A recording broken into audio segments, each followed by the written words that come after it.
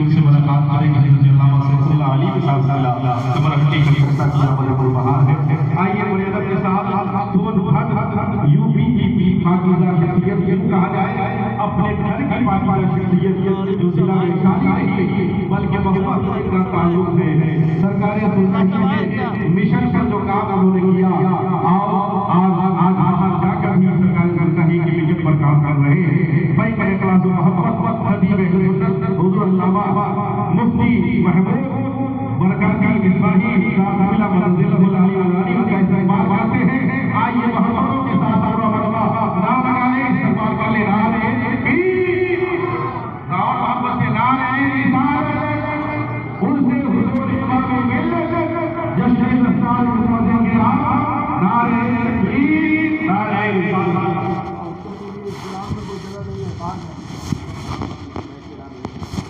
اعلان کر دیجیے نا اب وہ عورتیں آ رہی ہیں مناسب نہیں نا کیونکہ بچے ہیں تو کہاں جائیں گے باہر ہے نا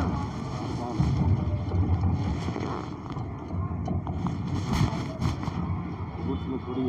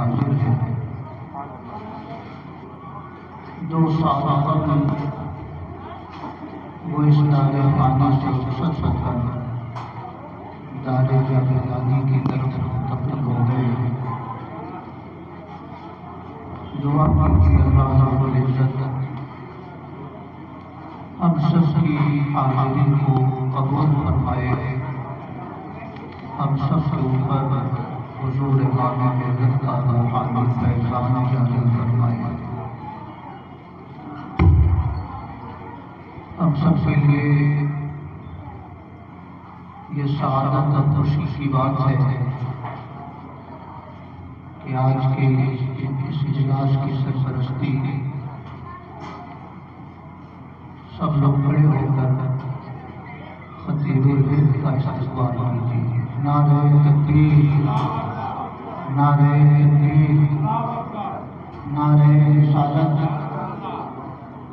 حضرت علامہ صلی اللہ علیہ وسلم نعرہ تکبیر۔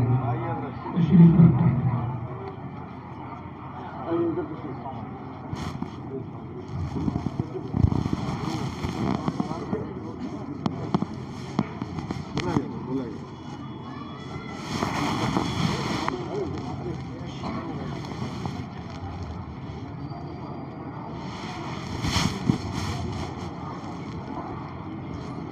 یہ ہم سب کے لیے انتہائی سعادت اور خوش قسمتی کی بات ہے کہ آج کے اس اجلاس کی سرپرستی استاد العلماء مفتی اعظم بہار حضور مفتی حامد القادری صاحب اللہ فرما رہے ہیں، اور بڑے بڑے علماء کی موجودگی ہے۔ میں آدھا گھنٹے کے لیے آپ حضرات کے بیچ حاضر ہوا ہوں۔ ایک دو بار عرض کر کے میں آپ سے رخصت ہو جاؤں گا۔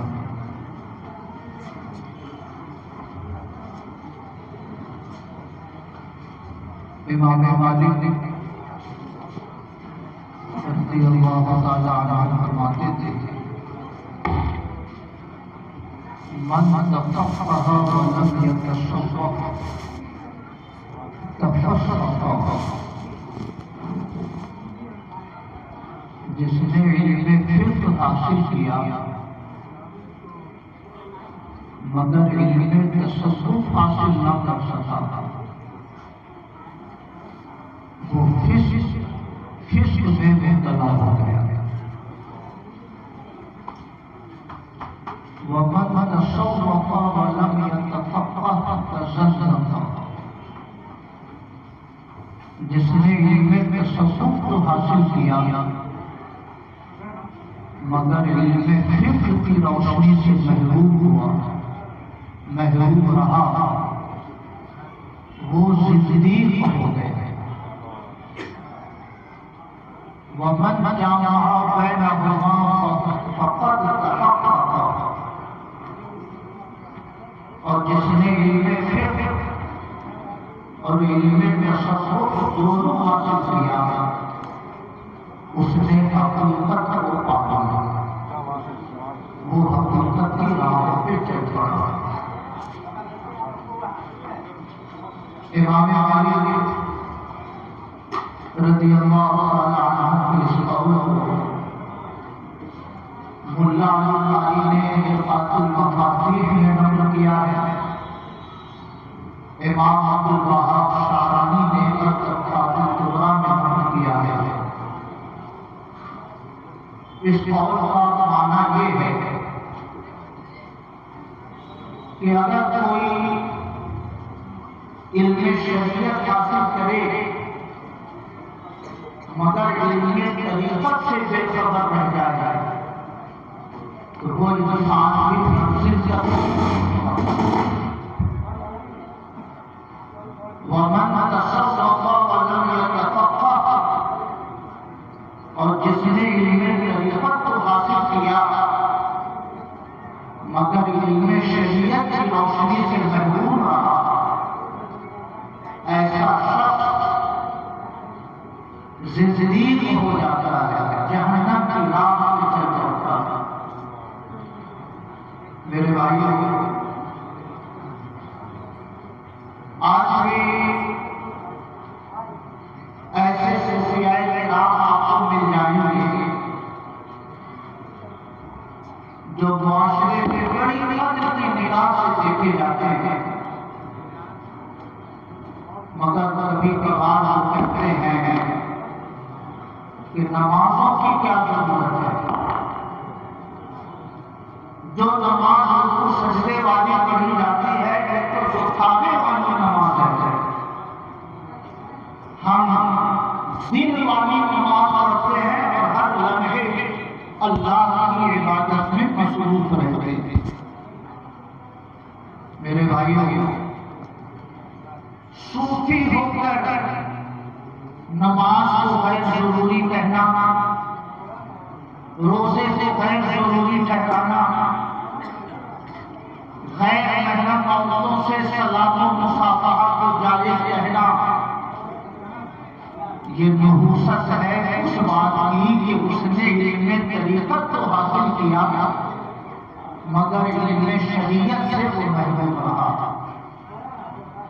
امام مالک فرماتے ہیں جو شریعت کا علم حاصل کر لے مگر طریقت سے بے خبر رہ جائے وہ فسق کی راہوں پہ چل پڑتا ہے، اور جو طریقت کا علم حاصل کر لے مگر شریعت کی روشنی سے محروم رہ جائے وہ زندگی ہو جاتا ہے، جہنمیوں والے راستے پہ چل پڑتا ہے۔ تو پھر کامیابی کا راستہ کیا ہے؟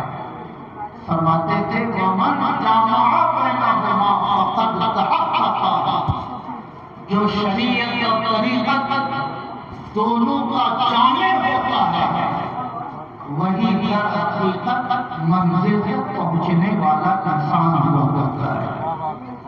میرے بھائیوں، امام مالک رضی اللہ تعالیٰ عنہ کے اس ارشاد کی روشنی میں آپ حضور امام ملت کی زندگی کو دیکھیں تو الحمدللہ بلا خوف تردید آپ کہہ سکتے ہیں کہ ان کی ذات علم شریعت کی جامع بھی تھی اور علم طریقت کی روشنی سے بھی ان کا وجود روشن تھا۔ طریقت اور شریعت کا علم اس دور میں جس ذات پہ آ کر جمع ہو جاتا تھا اس ذات کی ایک روشن مثال حضور امام ملت کی ذات والا سے بنتی تھی۔ سبحان اللہ۔ آپ میں سے بہت سارے لوگوں نے امام ملت کا شب و روز دیکھے ہیں۔ نمازوں کی اتنی پابندی کہ ٹرین میں بھی رہے تو نماز قضا نہیں ہوتی تھی۔ اپنے معاملات اتنے سخت پابند تھے کہ ٹرینوں میں بھی بیٹھ کر گھنٹوں وظیفے پڑھا کرتے تھے۔ میرے بھائیوں، یہ شریعت کے علم کی برکت تھی اور طریقت کے علم کی برکت کیا تھی کہ سبحان اللہ کبھی جھوٹ بولتے کسی نے نہیں دیکھا، کبھی کسی نے کسی کی غیبت کرتے نہیں دیکھا، کسی پر الزام تراشی کرتے ہوئے نہیں دیکھا۔ اپنی ایک محدود دنیا انہوں نے ذکر و فکر کی اور عبادت و ریاضت کی بنا رکھی تھی۔ مدرسے میں بھی ہوتے تو اپنے معاملات اسی شدت کے ساتھ قائم رہتے تھے اور کسی کے گھر دعوت میں تشریف لے جاتے، کسی میلاد کی مجلس میں تشریف لے جاتے تب بھی اپنے معاملات سے ایک قدم پیچھے نہیں ہٹا کرتے تھے۔ یہ امام ملت کی زندگی کا سب سے روشن پہلو ہے۔ ایک بڑے امام اور تابعی گزرے ہیں حضرت یونس ابن عبید، 139 ہجری میں انتقال ہوا۔ حضرت حسن بصری کا انتقال 110 ہجری میں، امام اعظم ابو حنیفہ کا انتقال 150 ہجری میں، اور یونس ابن عبید کا وصال 139 ہجری میں۔ جلیل القدر تابعی تھے۔ ارشاد فرماتے تھے کہ جس انسان کی دو چیزیں درست ہو اس کے سارے معاملات درست ہو جایا کرتے ہیں۔ سب سے پہلی چیز نماز ہے۔ نماز دیکھو کہ درست ہے کہ نہیں، اور اگر نماز درست ہے تو دوسرے مرحلے میں یہ دیکھو کہ اس کی زبان درست ہے کہ نہیں. جس کی نماز اور جس کی زبان دو معاملے جس انسان کے درست ہوں اللہ تعالیٰ اس کے سارے معاملات کو درست فرما دیا جاتا ہے. سبحان اللہ. میرے بھائیو میرا گھر قریب میں ہے 2-4 کلومیٹر کی دوری پر. اکثر جب مبارک پور سے تعلیم کی فراغت کے بعد آنا جانا ہوتا گھر تو ادارے میں حاضر ہوتا تھا. خیر خبر ہوتی تھی دعائیں لیتے تھے مگر میں نے کبھی نہیں دیکھا کہ نماز کا وقت ہوا ہو اور وہ کسی سے گفتگو میں مصروف رہے ہیں. کبھی نہیں دیکھا کہ کسی مہمان کی مہمان نوازی میں نمازیں چھوڑ دیں. نمازوں کا معاملہ تو اتنا مضبوط تھا کہ میں یہ سمجھتا ہوں کہ اللہ تعالیٰ نے انہیں تہجد کا پابند بنایا تھا. رات کے 2 بجے 3 بجے 4 بجے بیدار ہوتے تھے. آدھے گھنٹے سحر کھانے میں فراغت حاصل کرنے میں مصروف رہتے تھے اور اس کے بعد اپنے رب کے حضور کھڑے ہو جاتے تھے اور نماز فجر پڑھنے کے بعد بھی مصلی سے نہیں ہٹتے تھے. اپنے وظائف میں مشغول رہتے تھے. جب نماز اشراق ادا کر لیتے تب اپنے مصلی سے جدا ہوتے تھے. حضرت یوسف ابن عبید فرماتے تھے کہ جس شخص کی نماز درست ہو اور جس کی زبان درست ہو دو چیزیں جس کی درست ہو اللہ تعالیٰ اس کے سارے معاملات کو درست فرما دیا. محبت سے کہیے سبحان اللہ. میرے بھائی میں یاد کرنا چاہتا ہوں جب فراغت فارغ ہو کر تشریف لائے ڈوگرا تو ان کے ساتھ سوانح نگار حضرت مولانا ڈاکٹر غلام اختر صاحب نے لکھا ہے اور شاید امام ملت کی وہ ذاتی تحریر ہے جس تحریر کی روشنی میں انہوں نے لکھا ہے کہ فراغت کے بعد جب تشریف لائے ڈوگرا اور شکرانے کے طور پر میلاد شریف کی مجلس منعقد کی تو ایک حدیث شریف پڑھی انما الاعمال بالنیات. اعمال کا دار و مدار نیتوں سے ہوتا ہے. دنیا کا کام ہو لیکن نیت اگر آخرت کی ہو تو دنیا کا کام آخرت کا کام ہو جاتا ہے اور کام آخرت کا ہو مگر نیت کا خیر نہ ہو تو وہ کام دنیا کا کام ہو جاتا ہے. امام ملت نے اسی پر تقریر فرمائی اور ایک حدیث نقل فرمائی. قیامت کے دن 3 لوگ حاضر کیے جائیں گے. ایک عالم کو، ایک مجاہد کو اور ایک سخی انسان کو اللہ کی بارگاہ میں پیش کیا جائے گا. اللہ تعالیٰ اس مجاہد سے پوچھے گا کہ میں نے تمہیں زندگی دی، میں نے تمہیں نعمت زندگانی عطا کی، میں نے تمہیں فکر و عمل کی قوت دی، تم نے میری دی ہوئی زندگی کا استعمال کیسے کیا؟ وہ مجاہد کرے گا مولا تو نے مجھے زندگی دی، میں نے تیری زندگی تیرے دین کی تبلیغ میں خرچ کر دیا، میں نے تیرے مذہب کا پرچم بلند کرنے کے لیے اپنی زندگی نچھاور کر دی، اپنے جسم کا ایک قطرہ تیری راہ میں لگا دیا. اللہ تعالیٰ فرمائے گا نہیں، تو نے اس لیے جہاد کیا، تو نے اس لیے اپنی جان کی قربانی پیش کی تاکہ دنیا والے تمہیں مجاہد کہہ کر پکاریں، دنیا میں تمہاری بہادری کا چرچا ہو.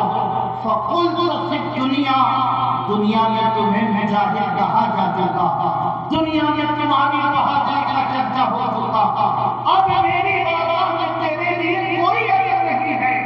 اللہ تعالیٰ فرشتوں کو حکم دے گا اسے جہنم میں لے جاؤ اور اس مجاہد کو جس نے اللہ کی راہ میں لڑتے لڑتے زندگی قربان کر دی اسے جہنم میں ڈال دیا جائے گا. اب بلایا جائے گا سخی کو جس نے غریبوں کی مدد کی، یتیموں کی دستگیری کی. اللہ اللہ تعالیٰ پوچھے گا میں نے تمہیں دولت دی، میں نے تمہیں انعام و اکرام سے نوازا، تو نے میری دی ہوئی دولت کا استعمال کیسے کیا؟ وہ عرض کرے گا مولا تو نے مجھے دولت دی، میں نے تیری دی ہوئی دولت سے تیرے بندوں کی مدد کی، غریبوں کی مدد کی، بیواؤں کی مدد کی، یتیموں کے سر پہ دست شفقت پھیرا۔ مولا تیرا دیا ہوا مال میں نے تیرے بندوں کی مدد میں خرچ کر دیا ہے۔ اللہ تعالیٰ ارشاد فرمائے گا نہیں، تو نے اس لیے غریبوں کی مدد کی تاکہ دنیا میں تمہیں سخی کہہ کے پکارا جائے، دنیا میں تمہاری سخاوت کا چرچا ہو۔ فَقُلْتَ فِي الدُّنْيَا سَخِيًّا، دنیا میں تمہیں سخی کہا جا چکا، اب میری بارگاہ میں تیرے لیے کوئی اجر نہیں ہے۔ اللہ تعالیٰ فرشتوں کو حکم دے گا اسے بھی جہنم میں ڈال دو، اللہ کے فرشتے اس سخی کو جہنم میں ڈال دیں گے۔ اب تیسرے مرحلے میں عالم کا نمبر آئے گا، اللہ تعالیٰ پوچھے گا میں نے تمہیں علم دیا، میں نے تمہیں شعور کی دولت دی، میں نے تمہیں دانائی عطا کی، تو نے میرا دیا ہوا علم کیسے خرچ کیا؟ وہ بندہ کرے گا مولا میں نے تیرے دیے ہوئے علم سے تیرے دین کی تبلیغ کی، تیرے مذہب کا پیغام تیرے بندوں تک پہنچایا، مولا میں نے تیرے دین کی اشاعت کا کام کیا۔ اللہ تعالیٰ فرمائے گا نہیں، تم نے اس لیے میرے دین کی تبلیغ کی تاکہ دنیا میں تمہیں بڑا عالم کہا جائے، دنیا میں تمہارے علم و فضل کا چرچا ہو، دنیا میں تمہیں عالم کہا جا چکا، اب میری بارگاہ میں تیرے لیے کوئی اجر نہیں ہے۔ اللہ تعالیٰ فرشتے سے فرمائے گا اسے بھی جہنم میں ڈال دو، اس عالم کو بھی جہنم میں ڈال دیا جائے گا۔ حضرت معاذ بن جبل جب اس حدیث کو بیان فرماتے تو اتنا روتے کہ ریش مبارک آنسوؤں سے بھیگ جاتی تھی، بے ہوش ہو جاتے، اور جب ہوش میں آتے تو فرماتے یا عباد اللہ اخلصوا تخلصوا، اے اللہ کے بندے کوئی بھی عمل اخلاص سے کرو تبھی تم نجات پا سکتے ہو، تبھی تم جنت میں مستحق ہو سکتے ہو۔ میں اب کرنا چاہتا ہوں بڑی مشہور حدیث ہے، مگر امام ملت نے اپنی فراغت کے بعد شکرانے والی مجلس میں اس حدیث کو نقل کر کے فرمایا کہ میں نے اپنے رب سے دعا کیا ہے مولا تو مجھے شہرت نہ دینا، تو مجھے دنیا میں مشہور نہ کرنا، کیونکہ شہرت والے مجاہد بھی جہنم میں ڈالے جاتے ہیں، شہرت والے شہرت تلاش کرنے والے عالم بھی جہنم میں ڈالے جاتے ہیں، شہرت تلاش کرنے والے سخی بھی جہنم میں مستحق ہوتے ہیں۔ مولا مجھے شہرت نہ دینا، مجھے گمنامی کی زندگی عطا فرمانا۔ میں عرض کرنا چاہتا ہوں یہ دعا اللہ تعالیٰ نے ایسی قبول فرمائی کہ مہوا میں رہتے تھے مگر بہت کم لوگ امام ملت کی زندگی سے باخبر تھے، آنے جانے والے علماء طلبا بڑے مخلص قسم کے لوگ وہی امام ملت کی زندگی سے متعارف تھے، مگر اللہ تعالیٰ نے چھوٹے چھوٹے لوگوں کو جو شہرت دی تھی اتنے بڑے عالم ہو کر وہ شہرت ان کے حصے میں نہ آ سکی، کیونکہ اللہ کے اس مخلص بندے نے اپنے لیے گمنامی کی زندگی کی دعا فرمائی۔ کہیے سبحان اللہ، اور کتنی خاموشی سے دین کی خدمت کر گئے، اتنا بڑا ادارہ قائم کر گئے۔ میرے بھائیوں علم کا جناب چھوٹا ہو یا بڑا وہ ہمارے شکریے کا مستحق ہے، مگر جس زمانے میں مہوا میں ہم لوگ مسافر کی طرح آتے تھے اور غریبی وطن کی طرح چلے جاتے تھے، اس زمانے میں کوئی تصور نہیں تھا ایسا کہ مہوا کی سرزمین پر سنیت کا اتنا بڑا قلعہ قائم ہوگا، مگر حضور امام ملت نے شب و روز کی انتھک کوششوں سے یہ ادارہ قائم کیا، اور میں یہ سمجھتا ہوں کہ آج سینکڑوں فیض یافتگان نہیں، ہزاروں فیض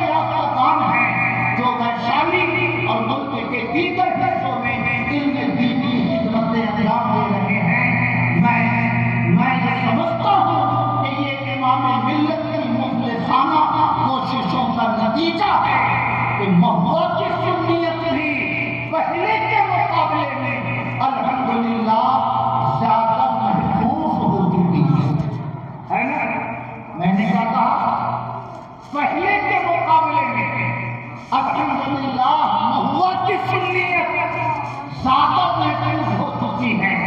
اس میں بڑا دخل حضور امام ملت کا ہے، اس میں بڑا دخل اس ادارے کا ہے، بڑا دخل اس خطے کے علماء کا ہے، جنہوں نے الحمدللہ سنیت کی بھی حفاظت کی اور اسلام کے پیغام کو بھی لوگوں تک پہنچانے کی کوشش کرنا ہے. میرے بھائی، آج ضروری نہیں کہ کسی تبلیغی کو آپ تقریر کے لیے بلائیں، ضروری نہیں کہ کسی قادیانی کو تبلیغ کے لیے بلائیں. یوٹیوب کی شکل میں ہر گمراہ مولوی آپ کے دروازے پر کھڑا ہے. ایک تبلیغ کی ضرورت ہے. ہر گمراہ مولوی آپ کے بچوں کے کانوں تک، ان کی فکر تک وہابیت اور بدعقیدگی کے پیغام کو پہنچانے کے لیے تیار کھڑا ہے. اس لیے میرے بھائیوں، اگل بغل والوں کو بھی دیکھیے، کوئی اہل حدیث ہے، کوئی غیر مقلد ہے، کوئی تبلیغی ہے. اللہ نہ کرے کوئی قادیانی بھی مہوا میں ہو، مگر میں یہ سمجھتا ہوں کہ در پردہ بدعقیدگی کی جو نحوست پھیل رہی تھی، حضور امام ملت نے اس نحوست کو روکنے کی کامیاب کوشش فرمائی ہے. ہم لوگ شام کو جب اپنے گھر جائیں گے تو اگل بغل میں چرچا شروع ہوگا. بریلویوں کا جلسہ ختم ہو گیا، بریلویوں کی بدعت ختم ہو گئی. اور میرے بھائیوں، ہماری مجلسوں پر بڑی سخت تنقیدیں کی جاتی ہیں اور یہ باور کرایا جاتا ہے کہ یہ سب بریلویوں کا نیا مذہب ہے، ورنہ ماضی میں اس قسم کے مراسم کا کوئی تصور نہیں تھا. اگر آپ 10 منٹ مجھے وقت دیں تو میں ایک دو بات کہہ کر آپ سے رخصت ہوتا ہوں. اہل حدیث، ہندوستان کے غیر مقلد، دیوبندی، تبلیغی، جماعت اسلامی کے ماننے والے، یہ سب لوگ جس ذات کو اپنا امام تسلیم کرتے ہیں انہیں شاہ ولی اللہ محدث دہلوی کہا جاتا ہے. سمجھ رہے ہیں؟ جیسے اعلیٰ حضرت امام احمد رضا کا نام سن کر ہمارے چہرے روشن ہو جاتے ہیں، جیسے سرکار سرخائی کا نام سن کر عقیدت کی جبین معطر ہو جاتی ہے، ویسے ہی اہل حدیث غیر مقلد اور دیوبندیوں کے سامنے شاہ ولی اللہ کا نام لے لیجئے تو ان کا چہرہ کھل جاتا ہے. جیسے ہمارے مجدد امام احمد رضا ہیں، وہابیوں نے، دیوبندیوں نے شاہ ولی اللہ کو اپنا مجدد بنا رکھا ہے، ورنہ در حقیقت وہ ہمارے بھی مجدد ہیں. میرے بھائیوں، ان کا انتقال کب ہوا؟ ہمارے بھی نہیں، ہمارے ہی. جی ہمارے بھی نہیں، ہمارے وہ ہمارے ہی امام ہیں، وہ ہمارے ہی مجدد ہیں.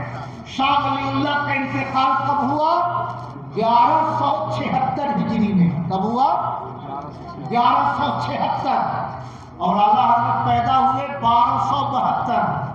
اعلیٰ حضرت کے پیدا ہونے سے 96 سال پہلے ان کا انتقال ہوا. اور ان کے والد کا نام شاہ عبد الرحیم محدث دہلوی تھا. ان کا انتقال 1131 ہجری میں ہوا اور اعلیٰ حضرت کا انتقال کی پیدائش 1272 میں ہوئی. کیا مطلب؟ شاہ عبد الرحیم محدث دہلوی جو اسماعیل دہلوی کے پردادا ہیں، اور شاہ ولی اللہ محدث دہلوی جو بابائے وہابیت اسماعیل دہلوی کے دادا ہیں. شاہ ولی اللہ اعلیٰ حضرت سے 96 سال پہلے کے ہیں اور شاہ عبد الرحیم وہ اعلیٰ حضرت سے 141 سال پہلے کے ہیں. کتنا پہلے کے ہیں؟ 141 سال پہلے کے ہیں. میرے بھائیوں، آج میلاد شریف کی مجلس ہو، اہل حدیث کہتے ہیں یہ بریلویوں کی ایجاد ہے. عرس کی تقریب ہو، غیر مقلدین کہتے ہیں بریلویوں کی ایجاد ہے. نیاز پیش کی جائے امام ملت کی بارگاہ میں، دیوبندی کہتے ہیں یہ بریلویوں کی ایجاد کردہ رسم ہے. مگر بریلویت سے سینکڑوں 150 سال پہلے، اعلیٰ حضرت سے 96 سال پہلے شاہ ولی اللہ، اور اعلیٰ حضرت سے 141 سال پہلے شاہ عبدالرحیم، جو خود بابائے دیوبندیت اسماعیل دہلوی کے پردادا ہیں، ان کے 2 ارشادات آپ سن لیں اور اپنے عقیدے پہ فخر کریں کہ اللہ تعالیٰ نے کتنا بڑا کرم فرمایا کہ گمراہی کے اس دور میں بھی اللہ تعالیٰ نے ہم لوگوں کو صحیح ایمان اور صحیح عقیدہ عطا فرمایا۔ سبحان اللہ۔ شاہ ولی اللہ فرماتے ہیں اپنی کتاب انفاس العارفین میں اور اپنی کتاب الدر الثمین فی مبشرات النبی الامین میں اس کو نقل کرتے ہیں، میرے والد فرمایا کرتے تھے، یاد ہے نا اعلیٰ حضرت سے 141 سال پہلے، فرماتے ہیں میرے والد فرمایا کرتے تھے کہ ہر سال 12 ربیع الاول کے دن میں اپنے نبی کی میلاد پڑھتا تھا، شیرینی لوگوں میں بٹواتا تھا۔ 1 سال غربت کی وجہ سے گھر میں کچھ نہیں تھا سوائے گڑ اور چنے کے، اہلیہ نے وہی گڑ چنا باہر بھیجا، میں نے نبی کی میلاد پڑھی، گڑ چنا لوگوں میں تقسیم کرا دیا، مگر دل میں قلق تھا کہ غربت کی وجہ سے انسان کچھ میں تقسیم نہ کر سکا، حضور کے شایان شام شیرینی میں لوگوں میں نہ بانٹ سکا۔ رات ہوتی ہے، خواب میں میں دیکھتا ہوں کہ آقا کی مجلس سجی ہے، حضور تخت پہ جلوہ فرما ہے، نیچے صحابہ بیٹھے ہیں، صحابہ نیاز کی چیزیں بڑھا رہے ہیں، حضور یہ فلاں نے بھیجا ہے، حضور یہ فلاں نے بھیجا ہے، حضور یہ فلاں نے بھیجا ہے، حضور تھوڑا سا زبان مبارک پہ رکھتے ہیں، باقی صحابہ میں تقسیم کرا دیتے ہیں۔ اچانک میں نے دیکھا کہ ایک صحابی نے میرے بھنے ہوئے چنے حضور کی طرف بڑھائے، حضور نے مسکراتے ہوئے ایک چنا زبان مبارک پہ رکھا، باقی چنا لوگوں میں تقسیم کرا دیا۔ میرے دل کو تسلی ہوئی، چلو میرے آقا نے میرے بھنے ہوئے چنوں کو بھی قبول فرما لیا۔ محبت سے کہیے سبحان اللہ۔ امیر شاہ کہتے ہیں اتنا زور سے نعرہ لگاؤ کہ فلاں جگہ شاہین باغ آباد جائے۔ ارے میرے دوستو اتنا زور سے تو نعرہ لگاؤ کہ سڑک کے اس پار تک آواز چلی جائے۔ اتنے کمزور دل کے لوگ آپ لوگ کیسے ہو گئے؟ میں عرض کرنا چاہتا ہوں شاہ عبدالرحیم اعلیٰ حضرت کے پیدا ہونے سے 150 سال پہلے نبی کی میلاد پڑھتے تھے، شیرینی بٹواتے تھے، اور آقا نے اسے خواب میں قبول فرمایا ہے۔ یہ اس بات کی کھلی ہوئی دلیل ہے کہ میلاد یہ امام احمد رضا کی ایجاد نہیں ہے، نیاز یہ سرکار سرکاہی کی ایجاد نہیں ہے، فاتحہ پڑھنا یہ مشائخ سرکاہی کا ایجاد کردہ طریقہ نہیں ہے۔ وہابیت کی دنیا جس گھر سے پڑی اسماعیل دہلوی، اس کے پردادا اعلیٰ حضرت کے پیدا ہونے سے 150 سال پہلے بھی نبی کی میلاد بھی پڑھتے تھے اور نبی کی بارگاہ میں نیاز بھی تقسیم کرتے تھے۔ نعرہ تکبیر، نعرہ رسالت، نعرہ رسالت، مسلک اعلیٰ حضرت، مسلک اعلیٰ حضرت، پیغام اعلیٰ حضرت، فیضان سرکار سرکاہی، فیضان حضور امام ملت، جشن دستار حفاظ کرام، جماعت اہل سنت، آئے ہے سبحان اللہ، واہ واہ واہ۔ اعلیٰ حضرت کی نہ مانو، سرکار سرکاہی کی بات نہ قبول کرو، سرکار نمازی کے ارشادات سے چشم پوشی کر لو، کم سے کم اپنے باپ دادا کی بات تو قبول کرو، اپنے دادا پردادا کے طریقہ کار کو تو قبول کرو۔ امام احمد رضا کے پیدا ہونے سے 150 سال پہلے اسماعیل دہلوی کے پردادا نبی کی میلاد بھی پڑھتے تھے اور نبی کی بارگاہ میں نیاز عقیدت بھی پیش کیا کرتے تھے، اور خواب میں دیکھا کہ میرے آقا نے ان چنوں کو قبول فرما لیا۔ کہیے سبحان اللہ۔ آج امام ملت کے عقیدت مندوں کا یہ ہجوم ان کی بارگاہ میں آیا ہوا ہے۔ سبحان اللہ، آج امام ملت بہت خوش ہوں گے عالم برزخ میں، میرے عقیدت مندے میری بارگاہ میں آئے ہوئے ہیں، میرے عقیدت مند میری بارگاہ میں آئے ہوئے ہیں۔ مگر کچھ لوگوں کو یہ بات کھٹک رہی ہوگی، یہ کیسی بریلویت ہے؟ ہر گاؤں میں عرس، ہر گاؤں میں جلسہ، ہر گاؤں میں مزار، یہ مزار پہ جانا فرض سمجھتے ہیں، نماز اور روزے کی اہمیت ان کے دل میں نہیں ہے۔ میرے بھائیوں، میں آپ سے عرض کرنا چاہتا ہوں، الحمدللہ نماز اور روزہ ہمارے لیے فرض اعظم ہے، ہمارے ایمان کا ایک لازمی حصہ ہے، مگر مزارات اولیاء پر جانا یہ بھی ہمارے دین کی پہچان ہے، یہ بھی ہماری سنیت کی ایک نشانی ہے، اور یہ نشانی بھی کہیں باہر سے نہیں آئی، آپ کے دادا پردادا کے گھر سے آئی ہے۔ وہی شاہ ولی اللہ اسماعیل دہلوی کے دادا انفاس العارفین میں لکھتے ہیں، ایک بار میرے والد نے فرمایا، میں خواجہ قطب الدین بختیار کاکی کے مزار پہ گیا، مراقبے میں بیٹھ گیا، مراقبے میں بیٹھنے کے بعد خواجہ قطب الدین بختیار کاکی کی روح مبارک ظاہر ہوئی، انہوں نے بشارت دی، عبدالرحیم تمہارے گھر میں بیٹا پیدا ہونے والا ہے۔ میں نے سوچا میں بوڑھا ہو گیا ہوں، اس عمر میں مجھے کیا بیٹا پیدا ہوگا؟ ہو سکتا ہے حضرت جو فرما رہے ہیں کہ تمہارے گھر میں بیٹا ہوگا، اس سے مراد بیٹا نہیں پوتا ہے، میرے گھر میں پوتا آنے والا ہے۔ شاہ عبدالرحیم فرماتے ہیں جیسے ہی میرے دل میں یہ خیال آیا، فوراً خواجہ قطب الدین بختیار کاکی کی روح مبارک دوبارہ ظاہر ہوئی اور فرمایا، سنو، پوتا نہیں، تمہارے گھر میں بیٹا پیدا ہونے والا ہے، جب بیٹا پیدا ہو تو اس کا نام میرے نام پر قطب الدین رکھنا۔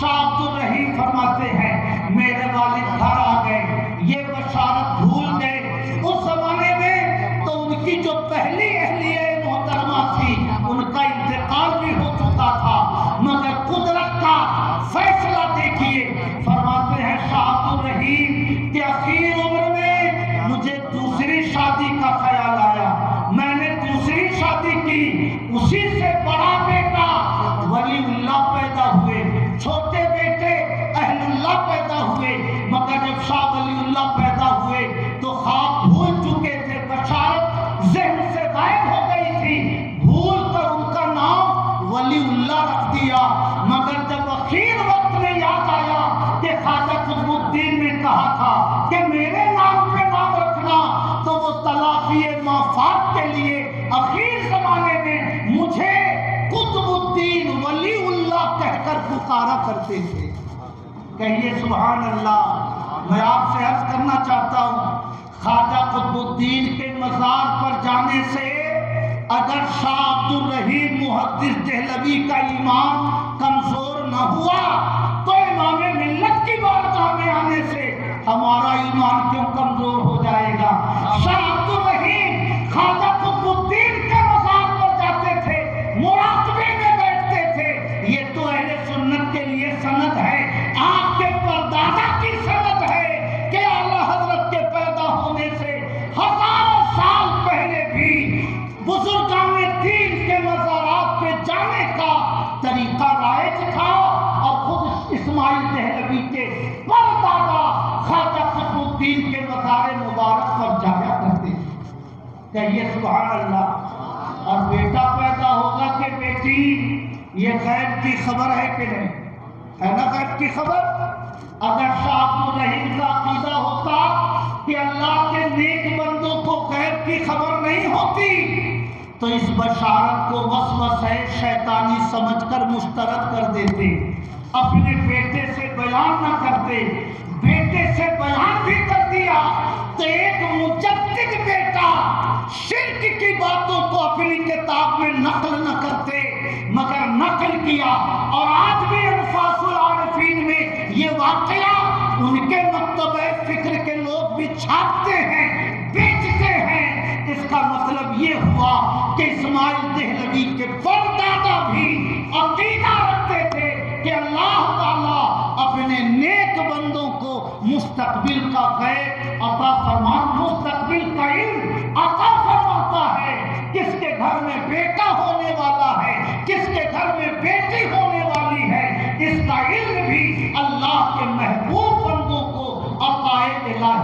دعا کرتا ہے، کہیے سبحان اللہ۔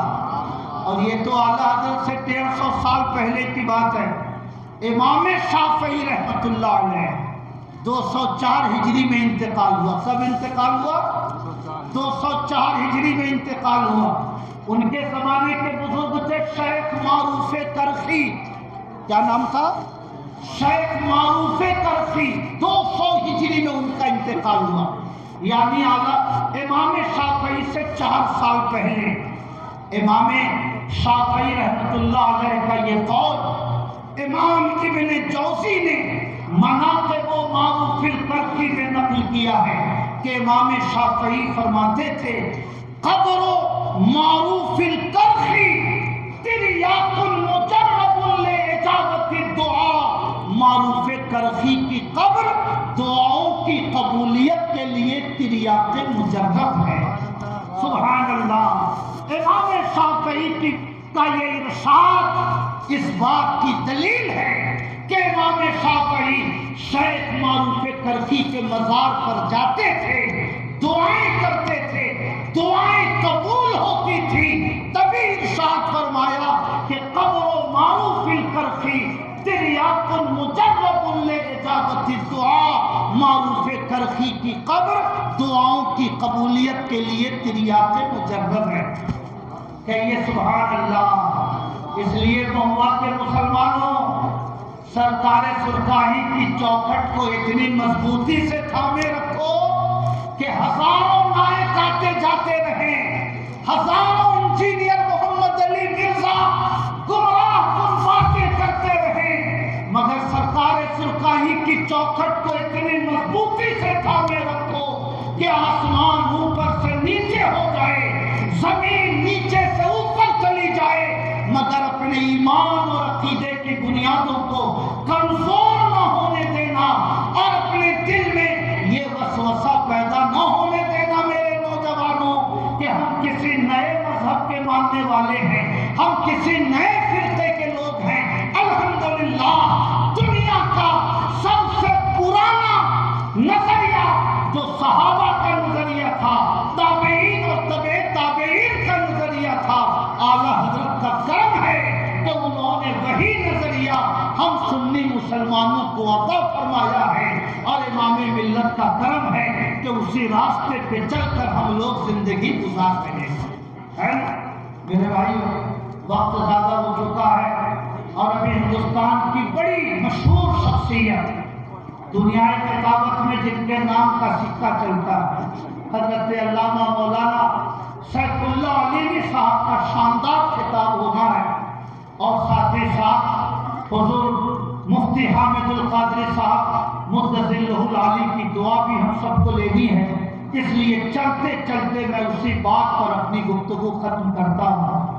امام ملت امام مالک کے اس ارشاد کا پیکر جمیل ہے، من تفقہ ولم یتصوف تفسق، جو علم شریعت حاصل کرتا ہے مگر علم طریقت حاصل نہیں کرتا وہ فسق کی راہوں پہ چل پڑتا ہے۔ ومن تصوف ولم یتفقہ تصدق، جو طریقت کا علم حاصل کرتا ہے مگر شریعت کے علم سے بے خبر رہتا ہے وہ زندیق ہو جاتا ہے۔ ومن جامع بینہما فقد تحقق، اور جو شریعت اور طریقت دونوں کا جامع ہو وہی صاحب حقیقت ہوتا ہے، وہی منزل مقصود تک پہنچنے والا انسان ہوتا ہے۔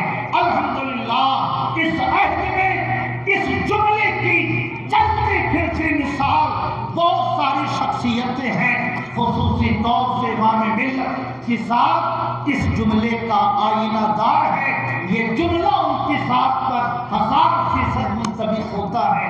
اللہ پاک ان کے نقش قدم پر ہم سب لوگوں کو چلنے کی توفیق عطا فرمائے۔ بڑی شاندار کتاب ڈاکٹر مولانا غلام اختر صاحب کی نگرانی میں ان کی کوششوں سے شائع ہوئی ہے، امام ملت حیات و خدمات، 225 صفحے کی کتاب ہے، اور حاجی فضل الرحمان صاحب ہم لوگوں کے خصوصی شکریہ کے مستحق ہے، بڑے شاندار انداز میں اس کی طباعت کرائی ہے۔ آپ حضرات ضرور ایک ایک کتاب لے کر اپنے گھر تشریف لے جائیں. 200-150 روپے قیمت ہے. جو بھی زائد رقم دے کر آپ اس کتاب کو خریدیں گے امام ملت کے مزار کی تعمیر میں وہ رقم جائے گی. ساتھ ہی ساتھ مفتی اعظم بہار حضور مفتی حامد القادری صاحب کی بھی کئی تصنیفات اسٹیج پہ موقوف ہیں. پڑھیے، پڑھنے کی عادت ڈالیے. یوٹیوب سے اپنے ایمان و عقیدے کا فیصلہ نہ کیجیے. یوٹیوب کو اپنا رہنما بنائیے گا تو نہ جانے تم رہی کہ کس دلدل میں جا کر گر جائیے گا. اس لیے کپڑے کا ڈیزائن یوٹیوب سے سلیکٹ کیجیے. مکان کا نقشہ یوٹیوب سے دیکھ کر سلیکٹ کیجیے. اپنے جوتے کا نقشہ ڈیزائن یوٹیوب سے پسند کیجیے. مگر جب ایمان اور عقیدے کی بات آئے تو سرکار سرکاری کی چوکھٹ پر اپنی زمین عقیدت کو جھکائیے. جب ایمان اور عقیدے کی بات آئے تو امام احمد رضا کو مشعل راہ بنائیے. جب ایمان اور عقیدے کی بات آئے تو امام ملت کے ارشادات کو پیش نظر رکھیے. تیرے غلاموں کا نقش قدم ہے راہ خدا. تیرے غلاموں کا نقش قدم ہے راہ خدا. وہ کیا بھٹک سکے جو یہ چراغ لے کے چلے. اللہ پاک اس مجلس کو قبول فرمائے. السلام علیکم ورحمۃ اللہ.